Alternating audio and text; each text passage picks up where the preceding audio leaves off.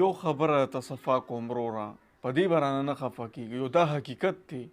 چې ستاسو روجې نه قبلېږي ستاسو عبادت نه قبلېږي ستاسو تراویح نه قبلېږي څوک چې دا ګراني راولي که نه ای ته ویم هغه ډیلرانو ته ویم چې دا فروټي کم خوا ورسوله دا سبزي کم خوا ورسوله ولې روجه راغه ولې د عبادت میاشت راغه ولې د الله میاشت راغه نو په دی قیامت را کوز کوي ستاسو روجې نه قبلېږي وروره ګینې وګورئ دا ویډیو د عوام خبرې اورئ خانه دا زما خبرې نه دي دا د عوام خبرې دي عوام څوک چې اخلي فروټ دا د بازار خبرې دي د خولې خبرې نه دي دا پریکټیکل خبرې دي وګورئ دا ویډیو او بیا ووایئ چې ستاسو روجې قبلېږي کوجه کې پسو کوجه کې په 102 په 1.5 سله 2 کیلو اوس پسو اوس په 2.5 1 کیلو دي دا ولې تاسو قیامت را کوس کړئ یاره دا خو مې نه را کوس کړی دا له بره نه بس سیو دی ورکړې 350 دی دا موږ ته په 380 نه برابر خپل پریوزي او تاسو خرڅوي پسو موږ په 400 خرڅو ورور دا خو لکه مطلب تاسو انتظامی سره ناسته پکار ده کنه چې یو انعامه 350 دلته 400 کې خرڅيږي نو تضاد دی دینه بایکاټ یو هفته وکي یو هفته نه ایله باردان چې دغه خلکو ته بس خاش والله دا چې کم غټ غټ ډیلران دي دا ټوله پیدا دي غریبانو ته نشته ټوله پیدا دي غټو ډیلرانو ته دا چې کم دغه دي خو ګران روړي او ګران خرڅي امروته مخکې څه وسوي مخکې 2 کیلو په 1.5 سال دی اوس کیلو په 2.5 کله چې بایکاټ سٹارټ شوی دی نو مطلب کار خراب شوی دی کنه کار ډیر اثر پرې وته ته ګرانی ده دا بایکاټ پکار دی ولې نه دی پکار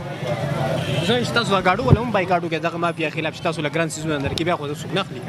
نو دا خو د اتفاق خبره ده سړی اتفاق تاسو صدر وي تاسو تنظیم وي کنه نشته بدار سړی خپل ځان لساده دا کومه دا چې کومه ګرانی راغلی دونه نه دا په روجه کې دا تراشه په دغه کې په سبزی منډه کې چې کله بولی کېږي دا هلته پسه میلاویږي چې ساره راشو چې بولې ته زه تاکې نو ما سوچ کو چې دا ولې دا روجه چې راشي دا مهنګای ولې سیوا شي وجه څه ده دا موږ مسلمان د بل مسلمان خیر موږ صرف په نوم باندې مسلمانان کینوان خرڅه تاسو نه ګران کړو دا بدرینیم سعودي اور امره کوس کړي دي اور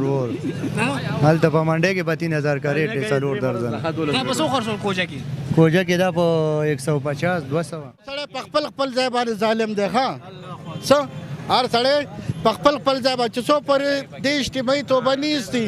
الله پاک د پاکستان تقدیر نه بدلوي ته توبه وباسه ټول چې ولاړ دي اجتماعي توبه په دې باندې نه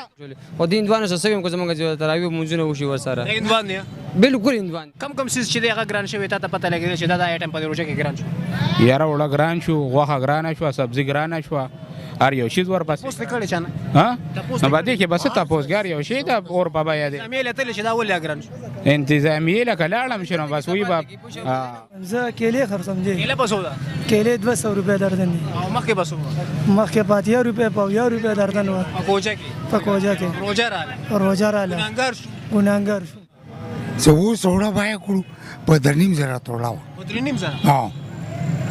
و چني و 100 روپے ځړې په دې روجه کې ګران کړو او په دې روجه کې وغوړی و چني دا څو دي او چې پخلی ټیم شنو ګیس او بجلی مرته بوزي هارت ویډیو تاسو وکړه